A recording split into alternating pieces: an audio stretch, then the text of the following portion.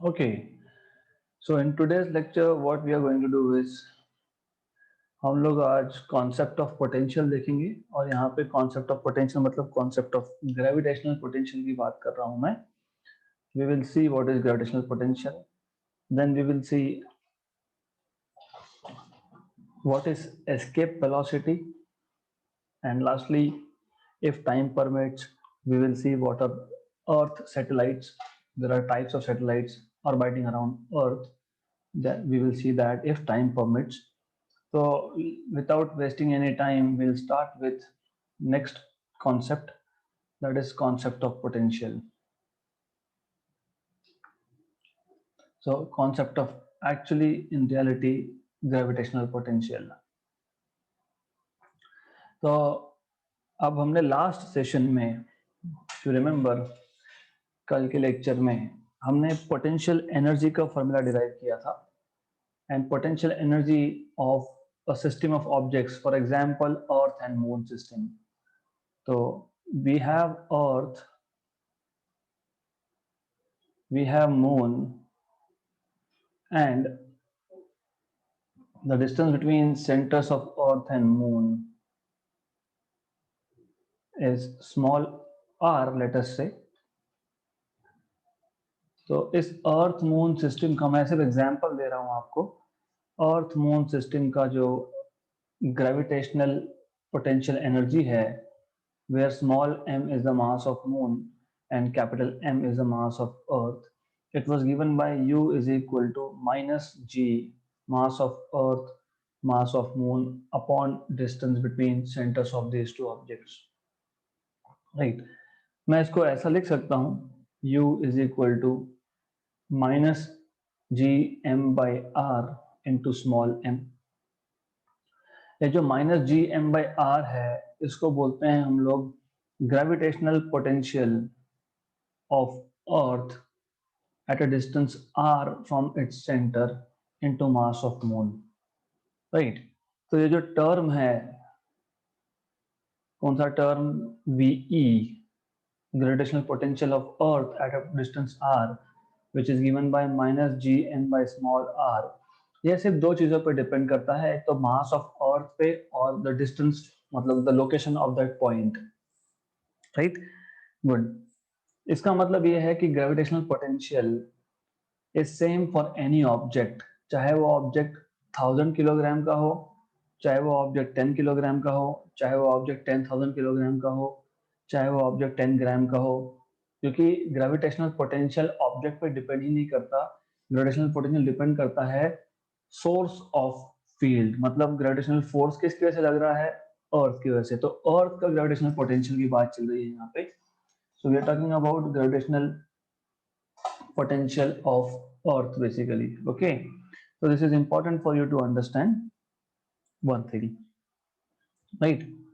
तो दूसरा ये है कि मैं ये बार बार रिपीट कर रहा हूं कि ग्रेविटेशन और इलेक्ट्रोस्टैटिक्स को साथ में पढ़ना होता है. क्यों? क्योंकि अगर आपको याद होगा, potential energy, if you remember, in case of electrostatics, उसमें भी आपने ऐसा ही कुछ लिखा था. फिर आपको अगर याद होगा, आपने लिखा था potential into charge, something like that is potential energy, ऐसा कुछ आपने लिखा था. तो एग्जैक्टली सिमिलर लाइंस पे होता है, क्योंकि यू रिमेंबर, हम एक सिंपल एग्जांपल लेते हैं.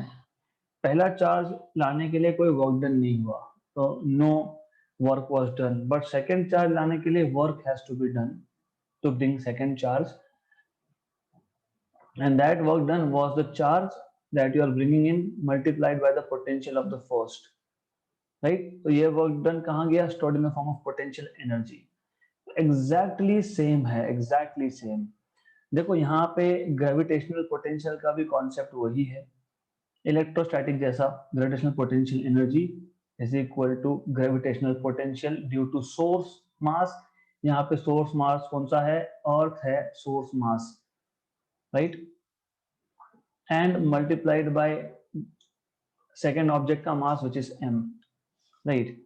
तो एग्जैक्टली सेम है.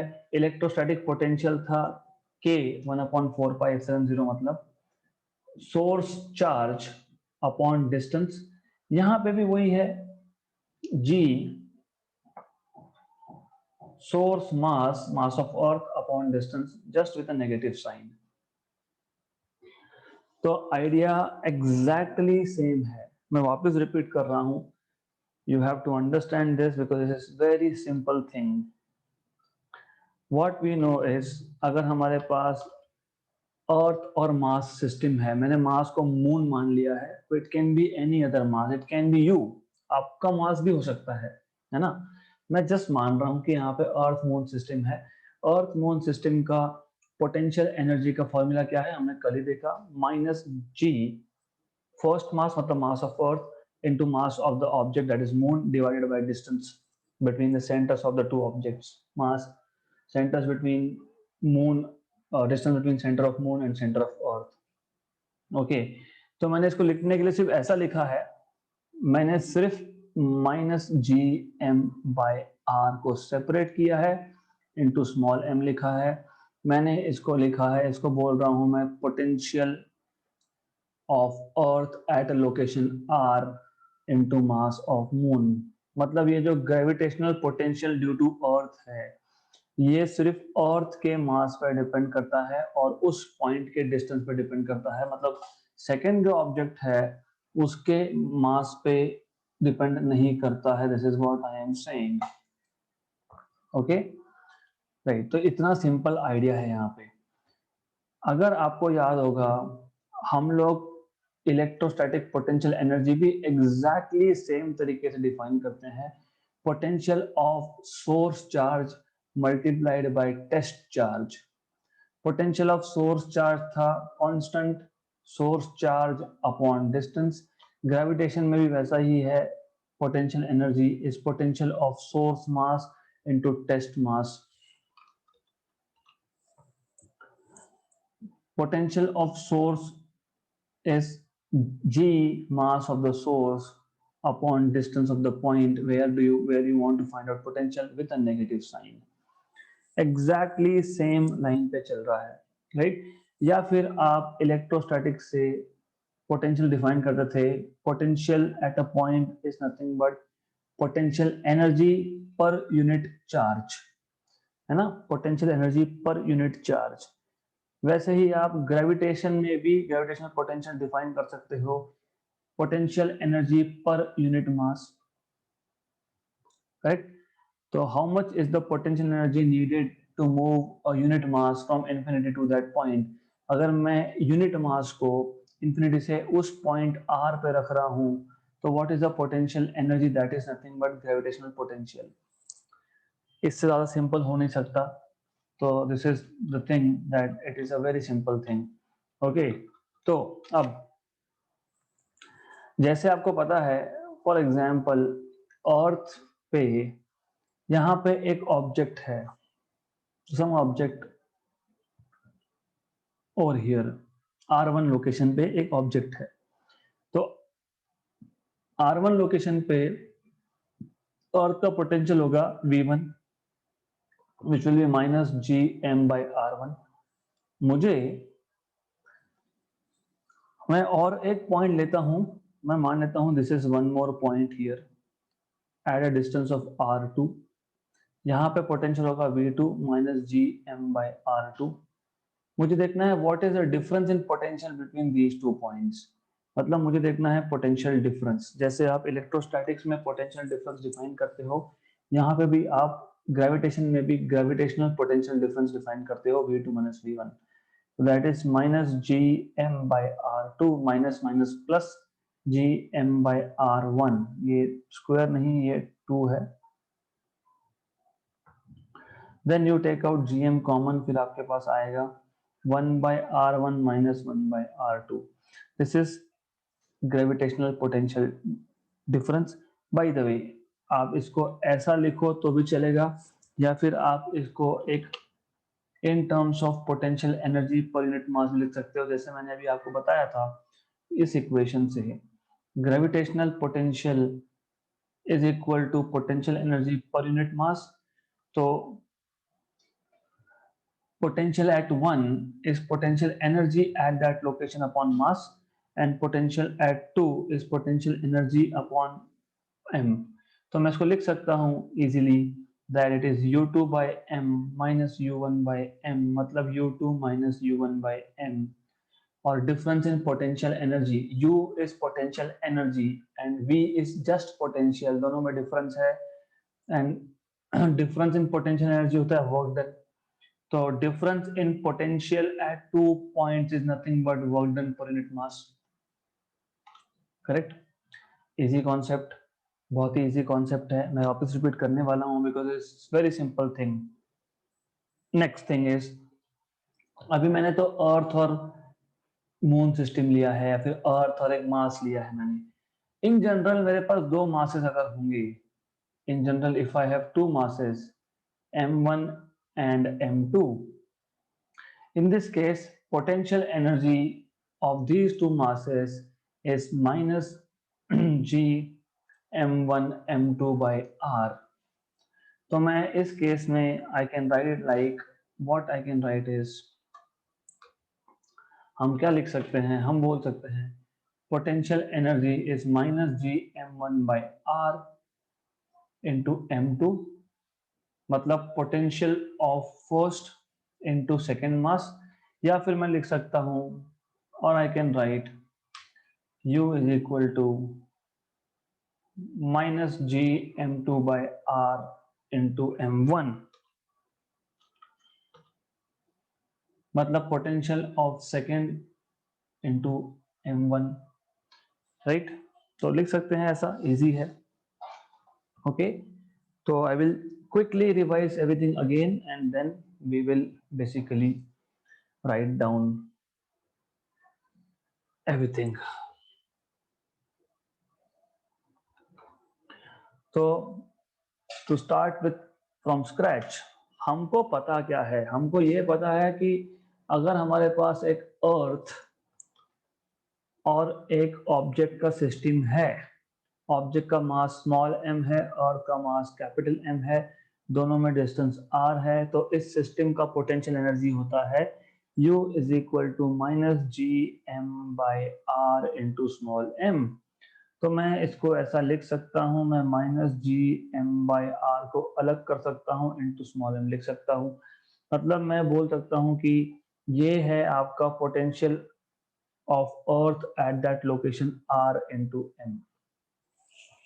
मतलब potential due to earth at a location r is just, it depends only on mass of earth and the point position location of that point. मतलब object के मास पे डिपेंड ही नहीं करता. अगर ऑब्जेक्ट पोटेंशियल की बात कर रहा हूं मैं, पोटेंशियल एनर्जी की नहीं. There is always a confusion between potential and potential energy.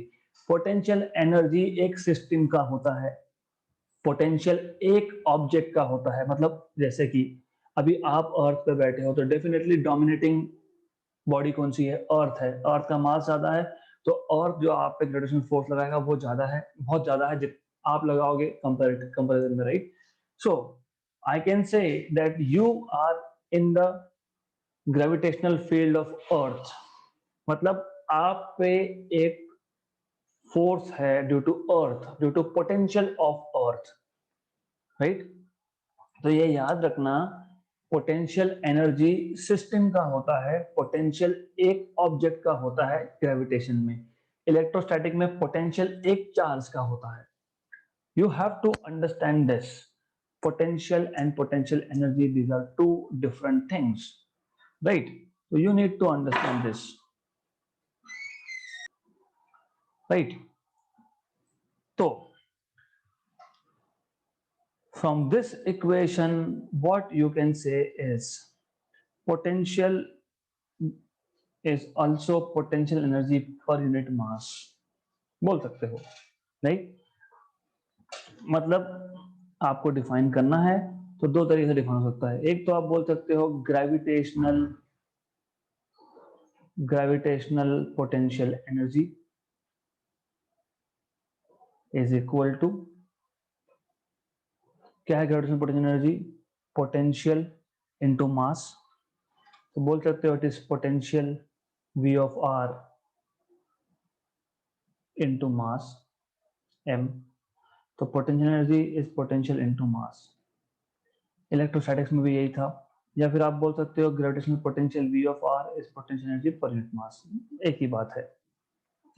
अभी अगर मेरे पास दो अलग अलग लोकेशंस है, एक r1 लोकेशन है, एक r2 लोकेशन है, तो पोटेंशियल यहाँ पे होगा V1 equal to minus G M by r1, या फिर अगर मैं पोटेंशियल एनर्जी की टर्म्स में लिखूं तो potential energy eight location 1 upon mass, दूसरे लोकेशन पे पोटेंशियल होगा minus G M by r2 या फिर u2 बाई m। तो मैं अगर दोनों पॉइंट्स में पोटेंशियल डिफरेंस देखता हूं तो v2 माइनस v1 देखता हूं तो u2 minus u1 by m होगा, but difference in potential energy is nothing but work done, तो work done per unit mass आ गया, right.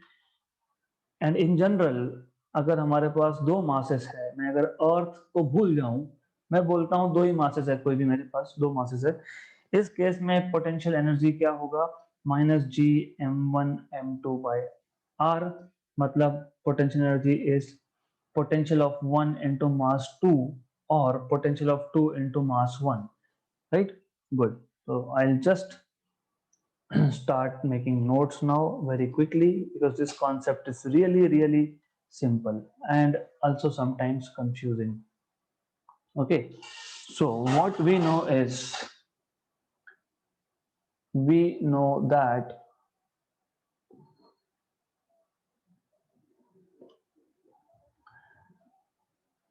the gravitational potential energy, the gravitational potential energy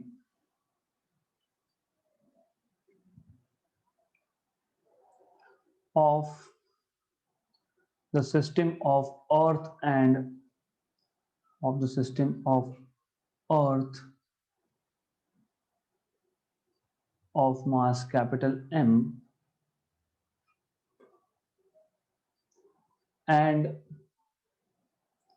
any other mass small m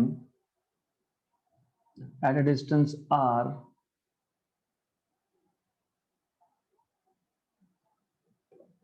from the center of earth, from the center of earth is u equal to minus g capital M small m by r. What we can write is, we can write this as minus g capital M by small r into m, and this is potential due to earth at that location r into m, where v of e at location r is equal to minus g capital M by r, and this is called as potential due to earth, and it depends only on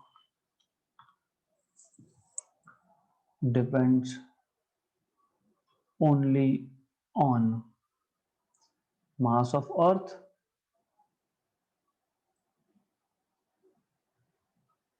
mass of earth and the location of the point and the location. Okay, then once you know this, thus as you can see, this term is called as potential, where तो बोलना पड़ेगा, where VE of R, or simply V of R, is called as potential due to earth,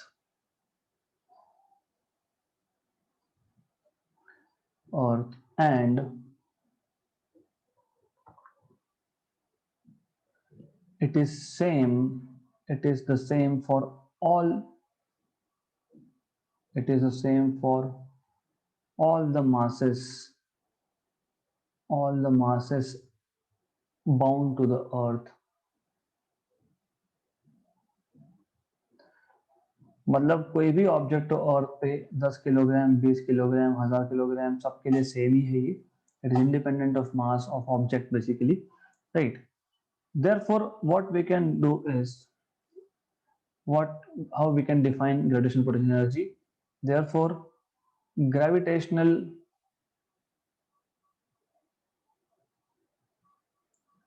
gravitational potential energy can be defined as can be defined as so gravitational potential energy,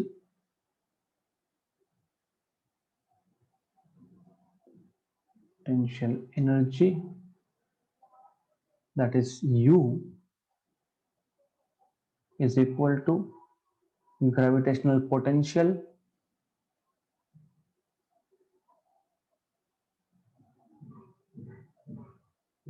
that is V of R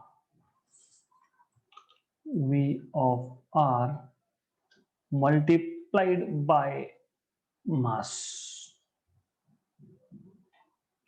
multiplied by mass m, right. हो गया. और हम ऐसा भी बोल सकते हैं और gravitational potential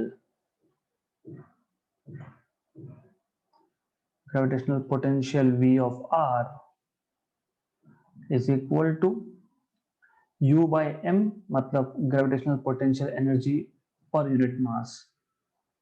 gravitational potential energy U by m per unit mass, right. So this is how you can define it. Then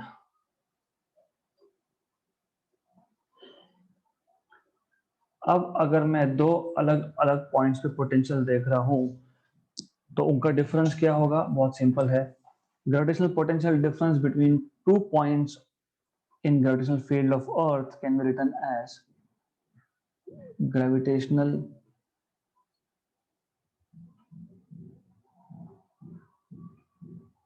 potential difference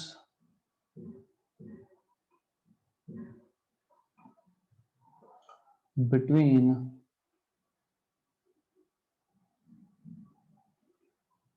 any two points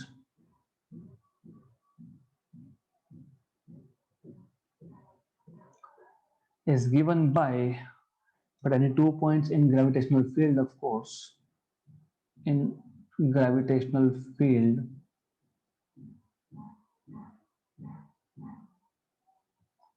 is given by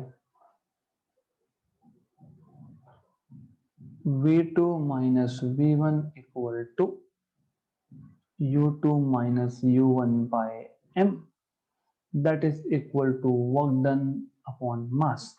Thus, the potential difference is work done per unit mass, या फिर change in potential energy per unit mass.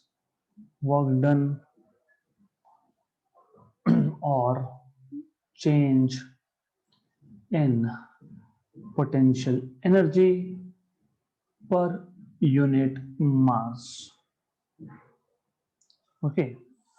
In general, अगर हम कोई भी दो masses की बात करते हैं तो in general we can write down in general for a system of two masses, in general for a system of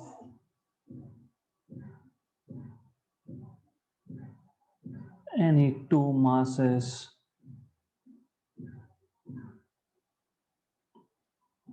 m1 and m2 separated by distance r, separated by distance r, we can write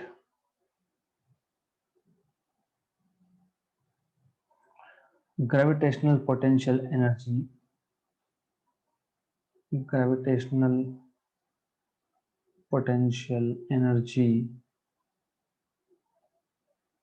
U is equal to minus g m1 m2 by r, which we can say v1 into m2 or v2 into m1, where v1 and v2 are gravitational potentials at r due to mass m1 and m2, where v1 and v2 are gravitational potentials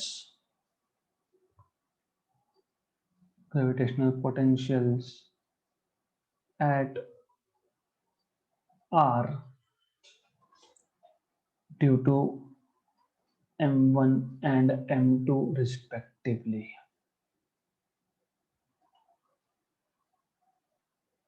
Right.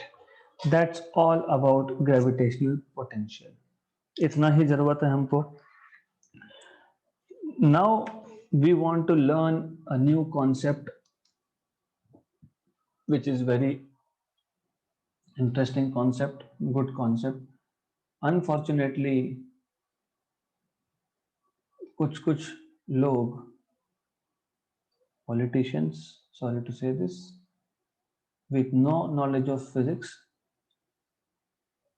Escape velocity के बारे में कुछ उल्टा सीधा statement दे दिया था. It was a joke by the way. So anyways, let's not go into that, but escape velocity is a very good concept. What is that concept? बहुत simple है. मैं आपको दो तरीके से बताऊंगा ये, and both are valid equally. ऐसा है कि let's say we have Earth, right? अर्थ पे एक ऑब्जेक्ट है. अब मैं जैसे ही अर्थ के इस ऑब्जेक्ट को ऊपर थ्रो करता हूं तो दो चीजें होगी. एक तो उसका वेलोसिटी कम होता जाएगा, वो मैक्सिमम हाइट पे पहुंचेगा, फिर नीचे आएगा. अगर मैंने इनिशियल वेलोसिटी बढ़ा दी तो वो और ऊपर जाएगा.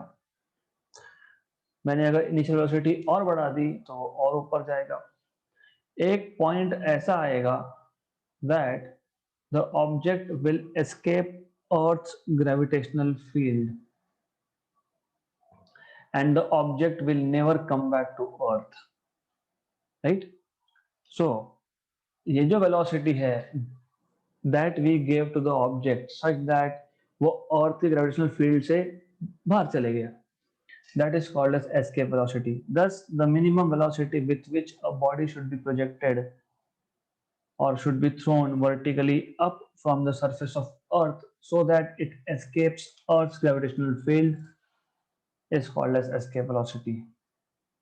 You know, the minimum velocity with which a body should be thrown vertically up, such that from the surface of Earth, of course, such that it escapes Earth's gravitational field is called as escape velocity.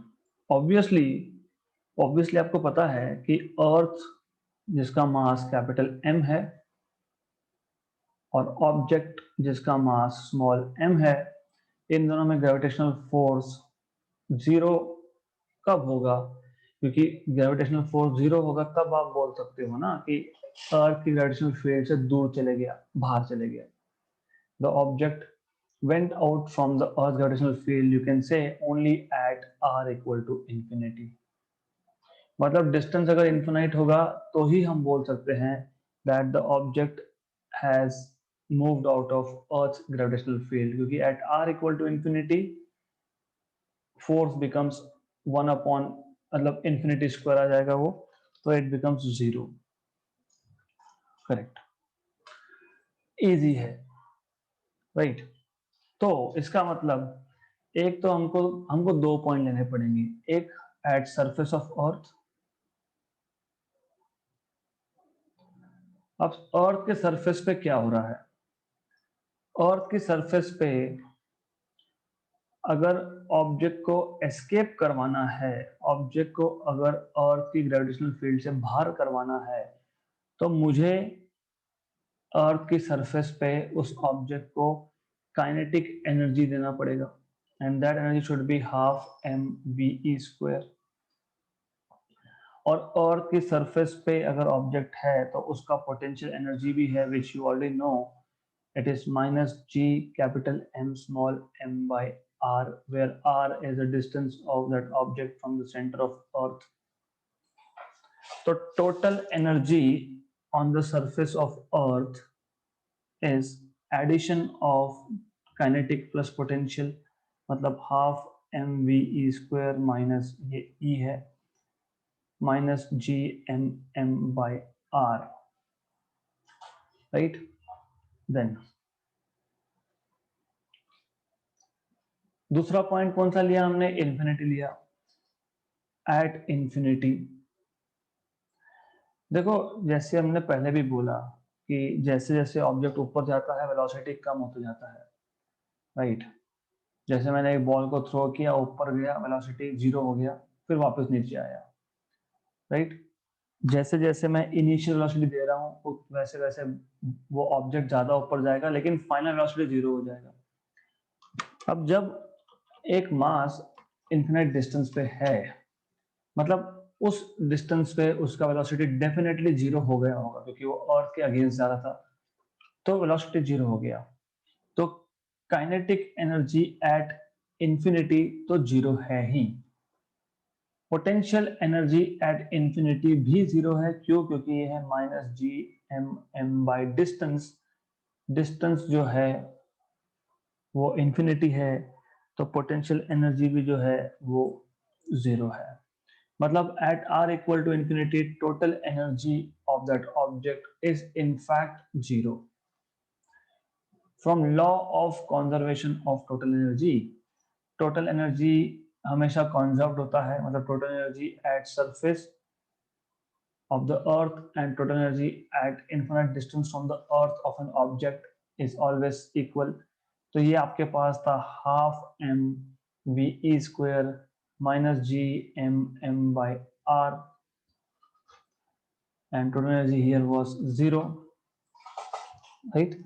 तो ये equal होगा ही, इसका मतलब आपको मिलेगा half m v e square equal to g M by r. इसका मतलब ये m और ये m cancel, which means v e square escape velocity square is 2 times of g m by r, or you can say escape velocity of an object from surface of earth is under root of 2 g m by r. Interestingly हमें जिस object को escape करवाना है उसके मास पे depend ही नहीं करता है। क्या स्मॉल एम? नहीं। इसका मतलब अगर ऑफलाइन क्लासेस शुरू होती और आप में से कोई मुझे परेशान कर रहा होता, उसको उठा के बाहर फेंकना है अर्थ की ग्रेविटेशनल फील्ड से, और एक रॉकेट को अर्थ की ग्रेविटेशनल फील्ड से बाहर फेंकना है, तो दोनों के लिए एस्केप वेलोसिटी सेम है, एग्जैक्टली सेम वेलोसिटी लगेगा, right? Correct. That turns out to be 22.8 kilometre per second, कुछ वैल्यू आती है उसकी, करेक्ट। लेकिन इन रियलिटी ऐसा नहीं होता, क्योंकि इन रियलिटी एयर रेजिस्टेंस होता है। अभी हमने एयर रेजिस्टेंस लिया ही नहीं है, हमने कहा बोला हम जब ऑब्जेक्ट को ऊपर फेंक रहे हैं तो एयर रेजिस्टेंस है, बोला क्या? नहीं, मतलब we are ignoring air resistance. So when air resistance is ignored, in that case escape velocity of any object remains the same from the surface of earth irrespective of mass of that object. मैं concept वापस समझाता हूं, फिर एक alternate method बताता हूं equation derive करने का। ये थोड़ा लंबा मेथड है, शॉर्टकट यही इससे रिलेटेड है shortcut method, but still you need to understand. ऐसा है,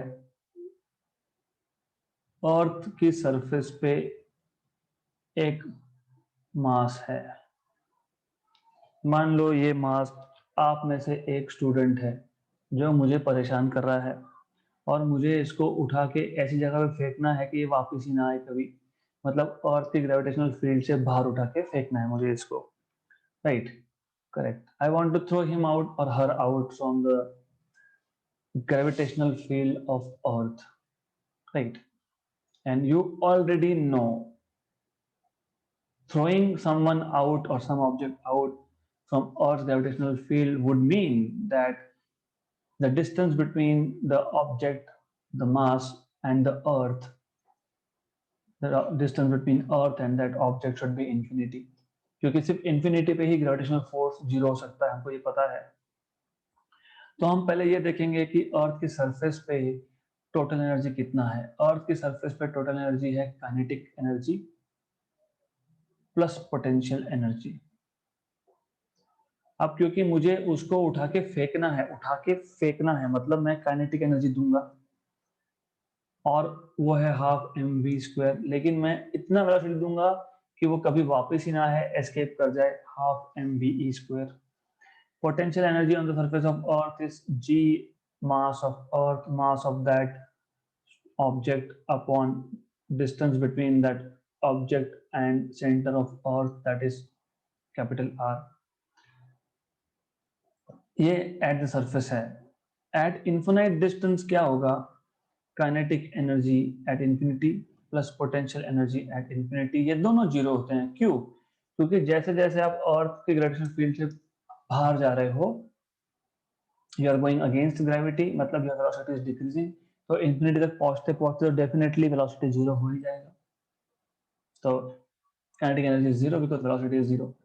पोटेंशियल एनर्जी भी जीरो हो जाएगा क्योंकि पोटेंशियल एनर्जी डिपेंड करता है डिस्टेंस पे, वन अपॉन डिस्टेंस पे। तो वन अपॉन मतलब I can write this if you want minus ji m m by infinity. One upon infinity is zero, तो जीरो आ जाएगा ये, तो जीरो है। From law of conservation of total energy can neither be created nor be destroyed. The total energy at the surface of Earth and total energy at infinite distance, they are equal.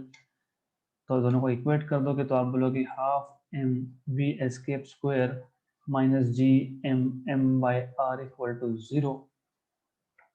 So you will have half mv square equal to g m m by capital r. Cancel and cancel, सब solve करने के बाद मिलेगा escape velocity equal to under root of 2 times of g M by are.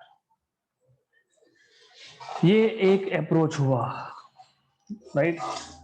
दूसरा approach भी यही है, it is just that आपको समझने के लिए इजी कर सकता हूं मैं ये बोल सकता हूं कि जब एक ऑब्जेक्ट अर्थ की सरफेस पे बैठा है, एट रेस्ट है, बैठा है, नॉट मूविंग, तो अर्थ की सरफेस पे उसका काइनेटिक एनर्जी हो गया जीरो और अर्थ की सरफेस पे उसका पोटेंशियल एनर्जी हो गया minus ji m m by are.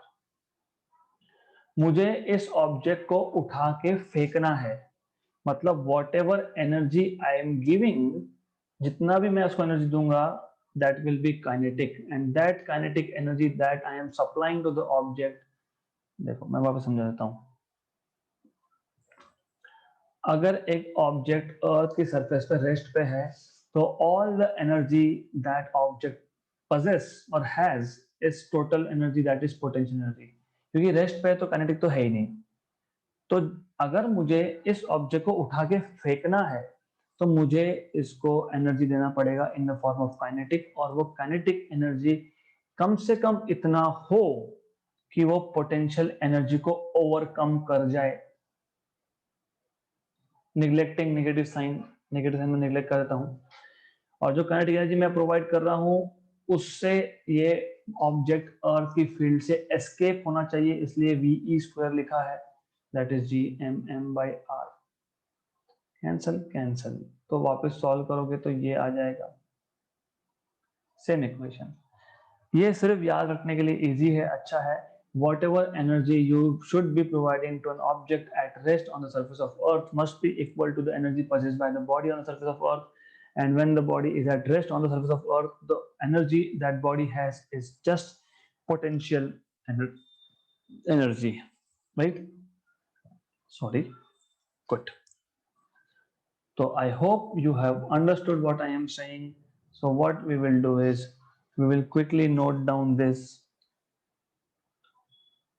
escape velocity. So when an object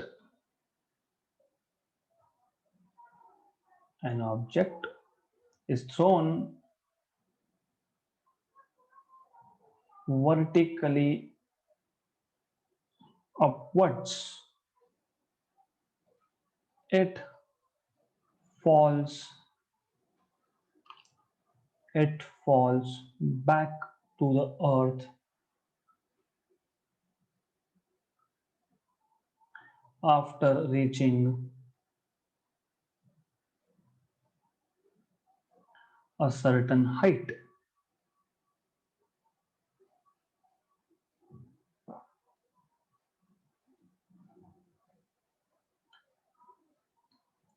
Higher the speed, more will be the height. So higher the speed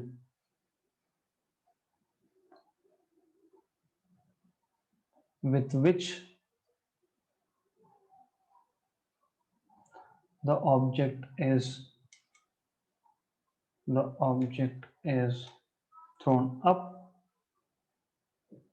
thrown up, greater is its height. Greater will be the height. I am sorry for not using this article the, it is important. Height. Okay, तो अगर मैं velocity बढ़ाते गया तो एक velocity ऐसी होगी when the object will never come back to the earth, it will escape, right? So as the velocity of projection, or as the velocity increases, there will be a stage there will be a stage yeah, but there will be a velocity for which the object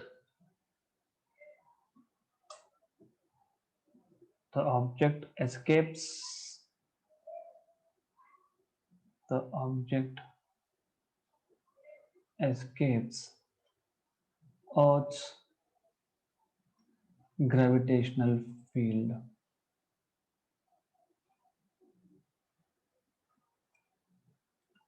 This initial velocity is called as escape velocity.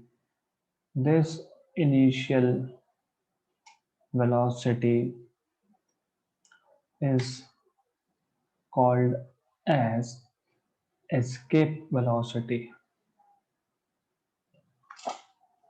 Is called as escape velocity. Okay, thus the minimum velocity with which the minimum velocity with which a body should be thrown vertically up should be thrown vertically upwards from the surface of earth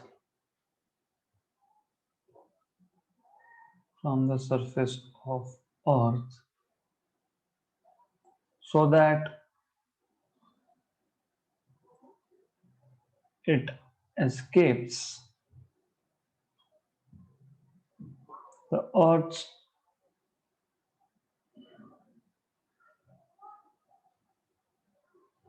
gravitational field. Earth's gravitational field is called as escape velocity. is called as escape velocity. All right. So what I'm going to do is I'll complete this notes is just one more page more or less, and I'll attach it with the PDF file that you will receive on the application. क्योंकि मैंने already आपको बताया क्या करना है, surface पे potential energy kinetic energy निकालना है, then at infinity निकालना है, दोनों को equate करना है, and you get the required equation जो हम already कर चुके हैं. So that will be attached with the notes, and I am going to stop it over here. We will start again at 6 for JEE NEET.